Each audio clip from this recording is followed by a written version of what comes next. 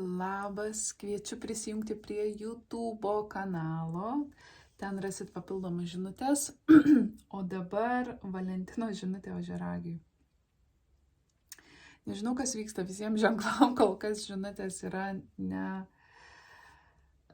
super pozityvios. Toks jausmas, kad šis Valentinas valo mūsų gyvenimus.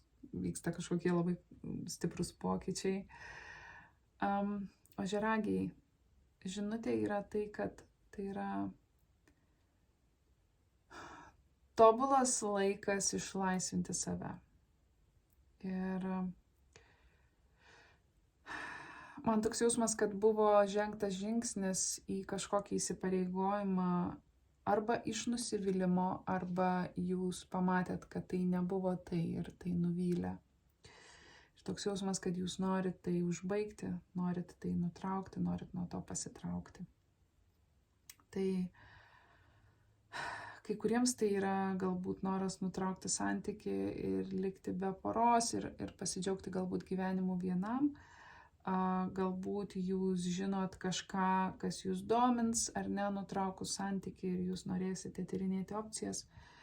Patarimas yra negyventi iliuzijoj, nebūti su rožiniais akiniais, matyti realybę, matyti tiesą, priimti situacijas tokias, kokios jos yra. Tai šiuo atveju aš labiau jaučiu, kad tas priėmimas yra tai, kad aš nebenoriu čia būti.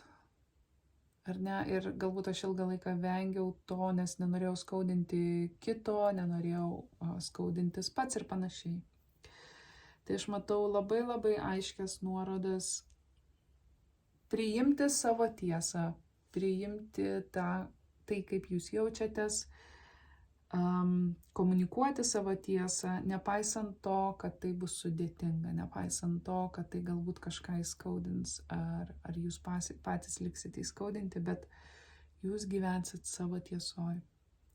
Ir žinutė yra tai, kad visi esantys jūsų pusėje palaiko jūs, netidėliokit, nenustumkit to į šoną, dabar jūs turit visus ingredientus, kad padarytumėt tai, ką turit padaryti. Sėkmės.